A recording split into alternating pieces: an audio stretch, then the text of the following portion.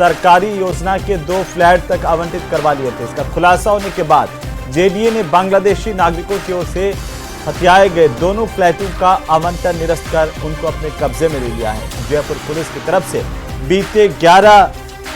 बीते दिनों 11 बांग्लादेशी नागरिकों के खिलाफ ये एक्शन किया गया, जो अभी लगातार जारी है। भाखरोटा थाना इलाके में पुलिस ने बीते 20 अक्टूबर को इन बांग्लादेशी नागरिकों को गिरफ्तार कर इनके ठिकानों की पहचान की थी और इसके बाद 24 नवंबर को उन्हें बीएसएफ की मदद से बांग्लादेश में डिपोर्ट किया गया।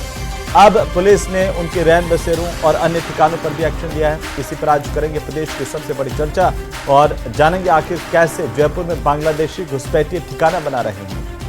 रिपोर्ट देखिए।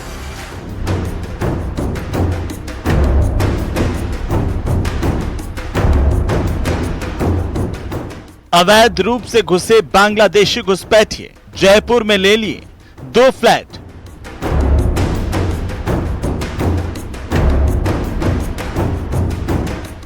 बांग्लादेशी घुसपैठियों पर जेडीए का बड़ा एक्शन।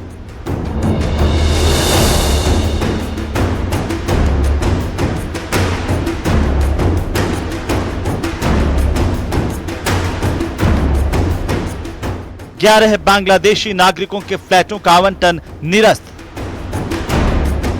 बांग्लादेशी लोग जो संदिग्ध रूप से भारतीय आइडेंटिटी बनाकर यहां निवास कर रहे थे, उनके खिलाफ मुकदमा दर्ज करके कार्रवाई आरंभ की गई। इसी क्रम में 11 बांग्लादेशियों को भारत से बांग्लादेश डिपोर्ट कराया गया। जयपुर में भारतीय नागरिक होने के फर्जी दस्तावेजों से लिया था फ्लैट। जेडीए के उपायुक्त जोन 11 को एक पत्र इस आशय से लिखा गया कि इनको जो फ्लैट जयसिंहपुरा में आवंटित हुए थे तो वो विधि संगत नहीं है, उनका आवंटन निरस्त किए जाने का कष्ट करें। इसी क्रम में आज जेडीए द्वारा तो दोनों ही आवंटन निरस्त कर दिए गए।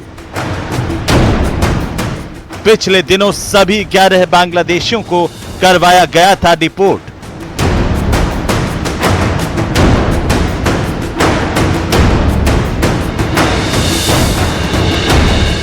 बांग्लादेशियों को कैसे मिले फ्लैट?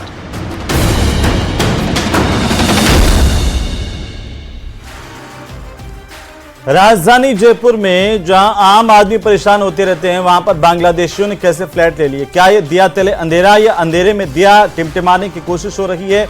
ये भी जानने की कोशिश करेंगे। प्रदेश की सबसे बड़ी चर्चा की शुरुआत करेंगे, लेकिन पहले परिचय करवा दूं हमारे खास मेहमानों से। लक्ष्मीकांत पारिक हमारे साथ हैं, भारतीय जनता पार्टी के प्रवक्ता सीएल यादव हमारे साथ है, कांग्रेस पार्टी के प्रवक्ता आशुतोष रावत हमारे साथ हैं वरिष्ठ पत्रकार के तौर पर, और योगेंद्र जोशी हमारे साथ हैं पूर्व पुलिस अधिकारी। सबसे पहले एक एक टिप्पणी। जोशी साहब, आप भी की टिप्पणी से गुलाबी नगरी जयपुर का यह हाल तो राजस्थान में क्या होता होगा, कल्पना से परे है।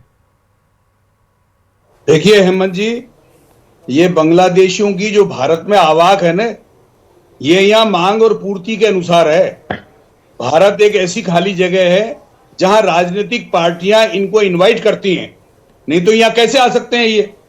जिन राजनीतिक पार्टियों को इनसे फायदा है वो राजनीतिक पार्टियां इनको आने देती हैं। अन्यथा आप बताइए, बांग्लादेश से जयपुर तक की यात्रा, और आप देखिए बॉर्डर की क्या स्थिति है, किनकी जिम्मेदारी है? अच्छा, अभी तक आपके या किसी टीवी चैनल पे ये पता नहीं लगा है कि ये बांग्लादेश से किसके माध्यम से आए।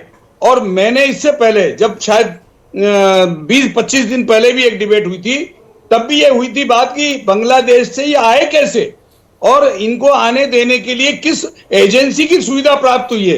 अब आप देखिए, जेडीए से अगर इनको प्लॉट मिल गए हैं तो जेडीए के कौन कर्मचारी शामिल है इसमें, और किसने इनके प्रमाण पत्र बनाए? जो 18 प्रमाण पत्र होते हैं जिनके माध्यम से ये किसी भी सुविधा का उपयोग कर सकते हैं। किस व्यक्ति के किराए पे ये मकान में रहे, किस व्यक्ति ने इनको आधार कार्ड बनाने के लिए सुविधा दी, किस व्यक्ति ने इसे मूल प्रमाण पत्र देने की सुविधा दी, किस व्यक्ति ने गवाही दी इनकी जाकर के? देखिए, इनको पकड़ना, इनको बांग्लादेश भेजना, ये तो कोई भी कर लेगा और ये वापस बांग्लादेश भी जाएंगे। मैंने पहले भी देखा है, कईयों को डिपोर्ट कर आए और दूसरे दिन ये बांग्लादेश से वापस आ गए। लेकिन इनको जो यहां प्रोटेक्शन दे रहा है, जो राजनीतिक दल के लोग प्रोटेक्शन दे रहे हैं, जो धार्मिक लोग प्रोटेक्शन दे रहे हैं, ये किसी एक धर्म संस्था में आते हैं। वो धर्म संस्था में जाने के बाद कहां पर इनकी मांग ज्यादा है वहां तक इनको पहुंचाने का प्रयास किया जाता है, और ये वहां आकर के उस इलाके में रहते हैं जी। जहां मुस्लिम पॉपुलेशन रहती है, और पुलिस या कोई भी संस्था जो सरकारी संस्था है आसानी से वहां जाकर के इनको नहीं तो पकड़ जोशी साहब, सीधा सीधा आपकी बातों से मुझे तो यही समझ में आ रहा है कि ये तो हमारे हर स्तर पर हर एजेंसी की विफलता है, चाहे वो पुलिस की हो, इंटेलिजेंस की हो, जेडीए की हो, हमारे प्रशासन की हो, हर तरफ अंधेरा है। बिल्कुल हेमंत जी, बॉर्डर के ऊपर सुरक्षा पुख्ता नहीं है किसी भी सूरत में, अन्यथा बांग्लादेशी कैसे आ जाएगा।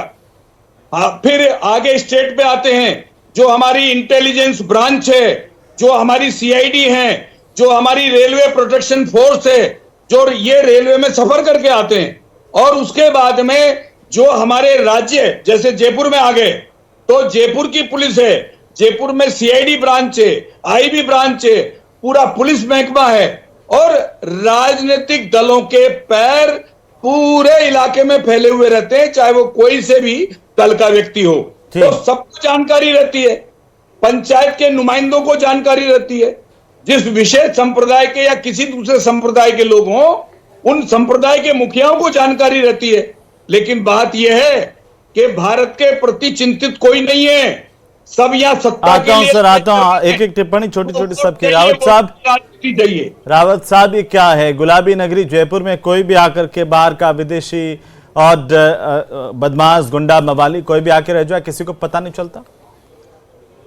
देखिए हेमंत जी, बिल्कुल बांग्लादेशी घुसपैठियों की जो समस्या है वो निश्चित तौर पर केवल जयपुर या राजस्थान की समस्या नहीं है, वरन पूरे देश भर की ये समस्या है। इसीलिए इस समस्या के निवारण के लिए एनआरसी की बात प्रधानमंत्री नरेंद्र मोदी द्वारा की गई, भारतीय जनता पार्टी के द्वारा बात की गई कि एनआरसी को एक बार केवल असम में नहीं बल्कि पूरे देश भर में लागू किया जाए, जिससे कि इन घुसपैठियों क्या करेगी एनआरसी? तो डॉक्यूमेंट मांगती है, तो फर्जी डॉक्यूमेंट बना करके पेश कर देते हैं, ये तो फ्लैट आवंटन करवा रहे हैं। बिल्कुल, देखिए हेमंत जी, अगर एनआरसी की आप विशेषताओं को देखें तो एनआरसी के अंदर कई तमाम ऐसे प्रावधानों को शामिल किया गया है जिससे कि आपको लगभग 1951 से पहले या पिछले 50-60 साल पहले की आपकी जो पीढ़ियां थी उन पीढ़ियों का भी हिसाब किताब आपको देना पड़ेगा। तो जो फर्जी डॉक्यूमेंट्स के आधार पर जो लोग जयपुर, राजस्थान या पूरे देश भर में जो बांग्लादेशी फैले हुए हैं, वो तमाम लोग, आपको जानकर ताज्जुब हुआ कि लगभग 4000 रुपए में इन लोगों के तमाम डॉक्यूमेंट्स बनाने वाले लोग हैं। ऐसे गिरोह पूरे देश भर के अंदर संचालित हैं जो इनको तमाम तरह के आधार कार्ड हम सबकी विफलता है ना। अगर कोई ऐसे डॉक्यूमेंट बना के दे रहा है तो सरकारें क्या कर रही है, हमारा प्रशासन क्या कर रहा है, इंटेलिजेंस क्या कर रही है, तो सब पर सवाल खड़े हो जाते हैं ना। रावत साहब, मैं आता हूं आपके पास में। सीए यादव साहब, आप कैसे देखते हैं, क्या राजनीति जिम्मेदार है, राजनीतिक लोग जिम्मेदार हैं इन सब के लिए? हमारे देश की सुरक्षा को ही ये तो ताक पर रख दिया। हेमंत जी, जो भी हालात है वो सुखद हालात नहीं है देश के लिए। ये जो जोशी साहब कह रहे थे कि जो जिम्मेदार है, आपने डिपोर्ट कर दिया, आपने उनको ट्रेस कर लिया, लेकिन उसके लिए जिम्मेदार कौन है, उन जिम्मेदारों के प्रति क्या एक्शन हुआ, ये बहुत इम्पोर्टेंट है। कोई भी हो, चाहे वो राजनीतिक दल हो, चाहे कोई सामाजिक संगठन हो, चाहे कोई भी धार्मिक संगठन हो, उनके खिलाफ कार्रवाई क्यों नहीं हो रही, और उसके लिए जो कार्रवाई नहीं कर रहे हैं उनकी क्या जिम्मेदारी बनती है, और जो कार्रवाई जिनके खिलाफ होनी चाहिए उनके खिलाफ कार्रवाई क्यों नहीं हुई, ये कांग्रेस पार्टी चाहती है। और उसको है ना, जो सरकारें जनता के सामने रखे, देश के सामने रखे कि घुसपैठ के कारण क्या है, घुसपैठ कौन करवा रहा है, कहाँ पे इनकी कमियां हैं, और जो फर्जी इनके डॉक्यूमेंट्स बन रहे हैं उनके लिए कौन जिम्मेदार है, किस लालच में वो क्यों कर रहे हैं, और क्यों देश की सुरक्षा के साथ ये खिलवाड़ हो रहा है। बहुत बड़ा क्वेश्चन है आज की सरकार के सामने। लेकिन यादव साहब, कांग्रेस सरकार के वक्त ये आरोप लगते थे कि पूरी की पूरी कॉलोनी बस गई बांग्लादेशियों की, उनको वोट के लिए ये हमारे वोट हो जाएंगे, उनके आईडी बनवा दिए गए, उनके फर्जी आधार कार्ड, आधार में नाम जुड़वा दिया गया, उनके राशन कार्ड बनवा दिए गए। ये सिलसिला कंटिन्यू चला रहा, इस सरकार में भी चला रहा। कब की बात कर रहा है हेमंत जी? मैं इसी आपकी सरकार के दौरान की बात कर रहा हूं। बीजेपी से पहले आपकी सरकार थी, उस दौरान बीजेपी के नेताओं ने लगातार आरोप लगाए। और अगर आप राजधानी जयपुर में रहते हैं और आप इस बात से अनभिज्ञ हैं कि बांग्लादेशियों की कॉलोनी नहीं है, तो ये और गजब की बात है। ये इस केंद्र सरकार के मुंह पे तमाचा मार रहे हो आप, ये कह करके कि बांग्लादेशियों की बस्ती बन गई और मेरे को जानकारी नहीं है। मेरे को जानकारी है या नहीं है, लेकिन आप जो कह रहे हो वो इस केंद्र सरकार के ऊपर तमाचा मार रहे हो कि पिछले 11 साल से केंद्र में भाजपा सरकार है। घुसपैठ क्यों हुई, कहां से हुई, कैसे आए? एक साल पहले राजस्थान में आपकी सरकार थी, से आते हैं, उस वक्त तो भारतीय आए जनता क्यों? पार्टी के नेताओं की तरफ नहीं, से राजस्थान की सरकार, राजस्थान का बॉर्डर बांग्लादेश से लगता है क्या? साहब, राजस्थान का बॉर्डर बांग्लादेश से लगता है क्या? राजस्थान सरकार की जिम्मेदारी है क्या बॉर्डर की रक्षा करना? सीआरपीएफ किसके कंट्रोल में है? बीएसएफ किसके कंट्रोल में है? 50-50 किलोमीटर के एरिया जो बॉर्डर के एरिया हैं, इन्होंने विशेष कानून पास करके 50-50 किलोमीटर के एरिया केंद्र सरकार के फोर्सेज के कंट्रोल में ले लिया। और उसके लिए कौन जिम्मेदार है? क्या कांग्रेस सरकार जिम्मेदार है? 2014 के बाद में पिछले 10 साल से 11 साल से बीजेपी की सरकार है, मोदी की सरकार है, इन छदम राष्ट्रवादियों की सरकार है। आप उनसे सवाल करेंगे या कांग्रेस से सवाल करते रहेंगे? मैं बीजेपी से भी सवाल करूंगा, इतना उत्तेजित मत होइए, ये बहुत महत्वपूर्ण मुद्दा है। लेकिन यादव साहब, मैं तो आपके सवाल का जवाब दे रहा हूं। मेरी बात सुनिए, मैं बीजेपी से भी सवाल करता हूं, लेकिन आपसे सवाल ये कि इस मुद्दे पर आप क्या सरकार के साथ खड़े हुए कि तमाम बांग्लादेशी अवैध रूप से जो घुसपैठ हो रही है उनको निकाल के बाहर करना चाहिए?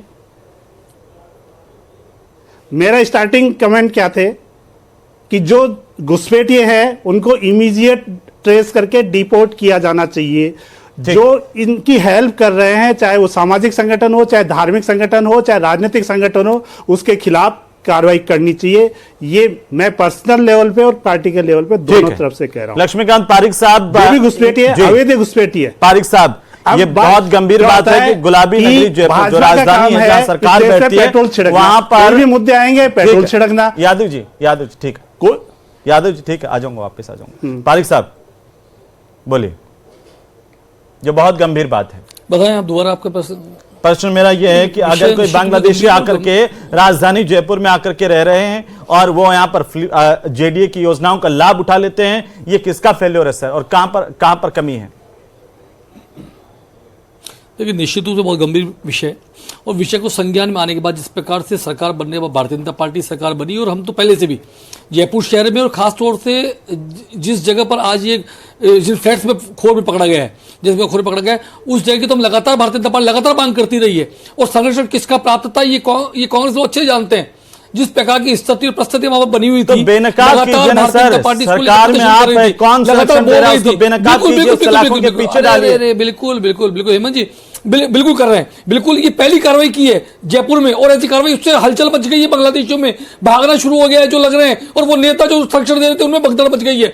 अब खास बात यहां पर सामने आने वाली है, जब इन सब की जांच होगी तो किस विधायक ने और किस पार्षद ने उनके नुमाइंदगी पर साइन किए, ये पता लगेगा। किसने जेडीए फ्लैट दिलाने में सहयोग प्रदान किया है, कौन मंत्री इसके पीछे था, वह भी जांच का विषय होगा। और सीधे तौर पर मैं ये कहूं, यदि अभी मेरे फाजिल दोस्त आप ये अभी सवाल क्यों खड़ा कर रहा था? पारिक साहब, आप जयपुर में रहते हैं, आपको बहुत बेहतर तरीके से पता है, जब आप विपक्ष में थे आपके नेताओं की तरफ से ये बार बार आरोप लगाए गए कि सरकार में बांग्लादेशियों की घुसपैठ बड़ी मात्रा में हो रही है, जयपुर में बांग्लादेशियों की कॉलोनी बसा दी गई, अवैध रूप से उनके जो है वो डॉक्यूमेंट बनाए जा रहे हैं, ये आपके नेताओं की तरफ से बार बार उठाया गया। लेकिन आप जब सत्ता में आ गए, 1 साल हो गया, आपने क्या किया उस पर? निश्चित रूप से पहली झांकी है, हमने पहली बार इसमें कड़ी कार्रवाई की है, फ्लैट तक आवंटन को रोका है, निरस्त किया है, उनको डिपोर्ट किया है। ये किसी सरकार ने पहली बार किया राजस्थान में। और राजस्थान में पिछली 5 वर्षों की सरकार के समय, ये अब केंद्र की बात करेंगे, राजस्थान बात नहीं करें। राजस्थान के अंदर जिस प्रकार से अवैध बांग्लादेशियों का मामला छाया रहा, और पिछली गहलोत सरकार मौन रही बार बार करने के बाद भी, कभी डिपोर्ट की बात तो छोड़िए, कभी छट्टी तक करने का काम नहीं किया।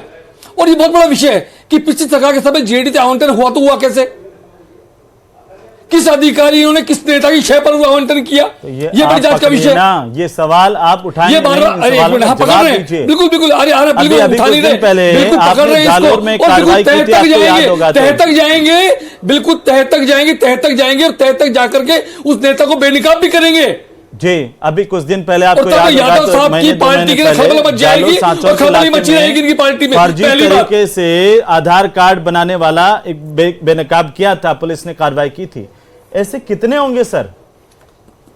ऐसे कितने होंगे पूरे राजस्थान में? देखिए ये कार्रवाई कब शुरू, एक मिनट राजस्थान पर भी कितने होंगे तो जांच का विषय हो सकता है, चल रही है इस पर जांच, लेकिन संज्ञान में है। लेकिन जिस प्रकार से कार्रवाई पिछले 1 वर्षों में होने लगी है और खासतौर पिछले 6 महीने में होने लगी है, ये चिन्हित करने वाली बात है। और साधुवाद राजस्थान के यशस्वी मुख्यमंत्री को, जिसने इस पर ध्यान दिया और पुलिस को सतर्क किया और सावचेत किया कि वे ऐसे अवैध घुसपैठियों पकड़े और गलत काम करने वाले पकड़े। पिछली सरकार को सिर्फ होटलों में रहने से फुर्सत नहीं थी। अपनी सगा बचाने के लिए गहलोत जी को या बार बार होटलों में जाने की आवश्यकता थी, उन्होंने ध्यान नहीं दिया। पिछले 5 वर्षों में जिस प्रकार से कानून व्यवस्था की स्थिति राजस्थान में ध्वस्त हो गई थी, उसका दुष्परिणाम बना कि बांग्लादेश को फ्लैट काउंटर हो गए। लक्ष्मीकांत जी कह रहे हैं बीजेपी पूर्व एलएनसीडी मिनिस्टर कैसे जिम्मेदार नहीं है, मानी धारीवाल जी जिम्मेदार नहीं है इसके लिए, तो कार्रवाई कीजिए, क्यों कर रहे हो? जिस क्षेत्र में क्या हुआ, जो अरे इंतजार क्या कर रहे हैं, रिपोर्ट दर्ज हो रही, कार्रवाई होगी, आप चिंता मत करिए। जो भी होगा इसमें, महेश जोशी विधायक थे, मंत्री थे, क्या उन्हें जानकारी नहीं थी इस बात की? लेकिन आज कांग्रेस बोल रहेगी, कांग्रेस कहेगी वापस सीआरएफ, इन्होंने सीआरएफ में प्रश्न खड़ा कर दिया। भाई देश की सरहद पर प्रश्न खड़ा करना इनकी आदत पड़ गई है। बार बार देश की सरहद पर प्रश्न खड़ा करेंगे, बांग्लादेश की घुसपैठ जयपुर तक आ जाएगा। तो आप क्या होता है, बार मेरे से क्वेश्चन कर रहे हैं, आप आरोप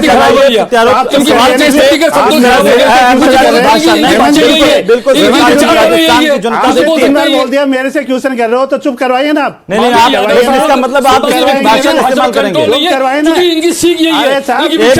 मैं दोनों से निवेदन कर रहा हूँ, मैं दोनों से निवेदन कर रहा हूं। राजस्थान का नंबर 1 चैनल, सबसे बड़ा मंच 5 के प्रहार का, और यहाँ पर हर बच्चे बुजुर्ग सब इस डिबेट को देखते हैं। इसलिए मैं गुजारिश करता हूं, चाहे किसी भी पॉलिटिकल पार्टी से हो, इस तरह की अमर्यादित भाषा स्वीकार नहीं होगी इस मंच पर।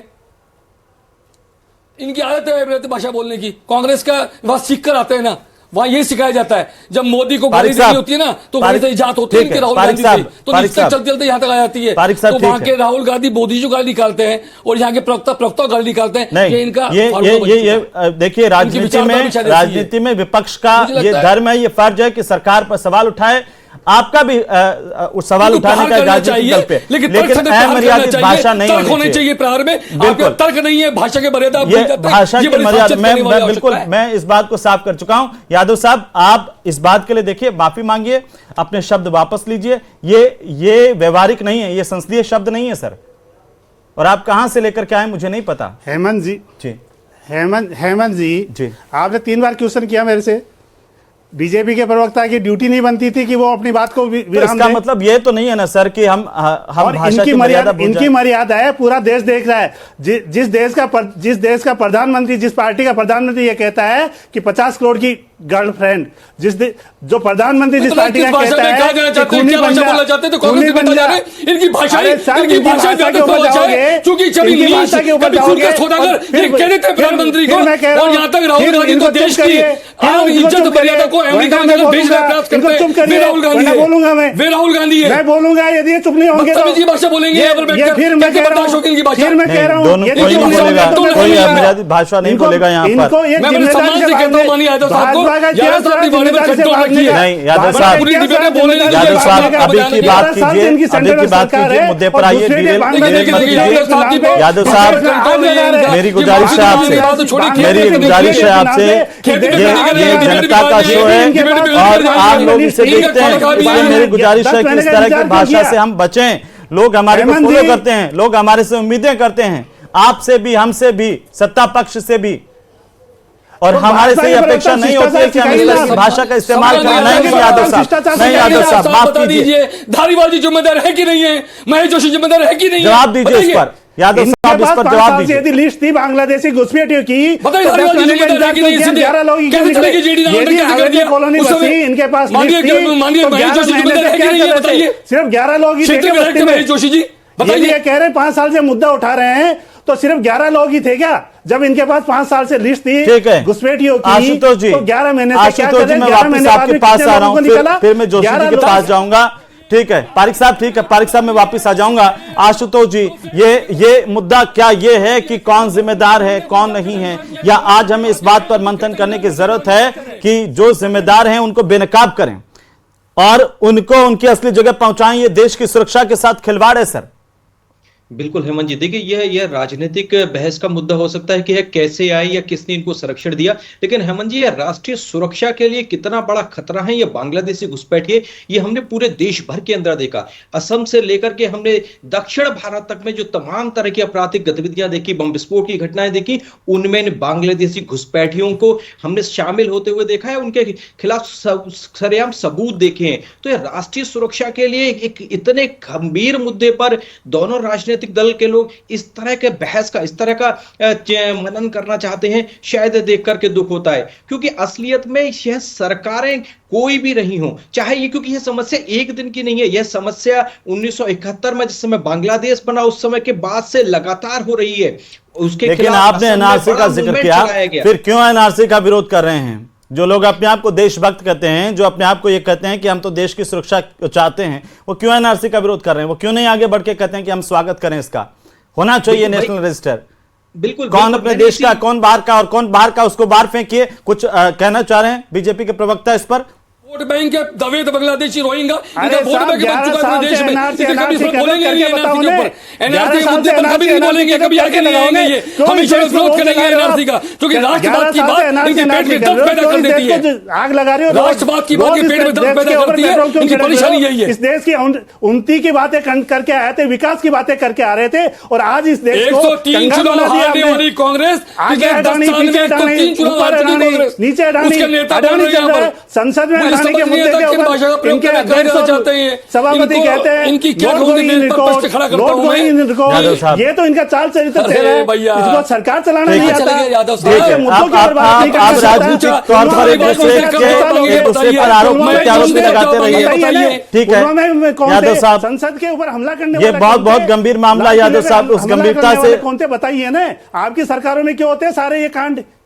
आपकी सरकार भी रही, सारे कांड हुए, संसद में हमला हुआ, लाल किले में हमला हुआ, कि देश में हमला हुआ, इस देश के जैनों पर मनाने लगाने वाले राहुल गांधी के साथी थे, सब कुछ हुआ, पठानकोट हुआ। जोशी साहब एक अंतिम टिप्पणी में आपसे चाहता हूँ। ये देखिए बहुत गंभीर मामला है। मुझे लगता है कि ये दो मामले जो जयपुर से आए हैं, पूरे राजस्थान में अगर देखें, पूरे भारत में देखें, और ज्यादा संख्या होगी, वो अनगिनत होगी, जो हम सोच भी नहीं सकते हैं। कैसे क्या समाधान है सर इसका, क्या करें? देखिए ये एनआरसी, सीएए इसके पीछे लग रहे हैं, लेकिन भारत के अंदर, भारत में विदेशी नागरिक अधिनियम 1946 बना हुआ है। भारत के अंदर अपने भारत का जो है नागरिक अधिनियम बना हुआ है, वीजा अधिनियम बना हुआ है, पासपोर्ट अधिनियम बना हुआ है। हमारे यहाँ किसी भी कानून की कोई कमी नहीं है जिसके माध्यम से इनको डेप्यूट किया जा सकता है। बात इतनी सी है कि ये राजनीतिक दल अपने फायदे के लिए इस प्रकार की आपस में राजनीति से तो हम यही उम्मीद कर सकते हैं कि अपना फायदा छोड़िए और इस देश की सुरक्षा का ध्यान दीजिए। जो लोग बेईमान हैं, जिन लोगों ने शरण दी है, जिन्होंने देश की सुरक्षा के साथ कहीं न कहीं गलती की है, उनको बेनकाब करिए। ये सरकार से भी उम्मीद है। बहुत शुक्रिया आप सभी मेहमानों का इस चर्चा में शामिल होने के लिए। उम्मीद की जानी चाहिए कि सरकार गंभीरता के साथ इस जांच को आगे बढ़ाएगी। जो लोग इसमें पीछे छिपे हुए हैं वो बेनकाब होंगे और दोबारा से ऐसी स्थितियां नहीं पैदा हो। नमस्कार।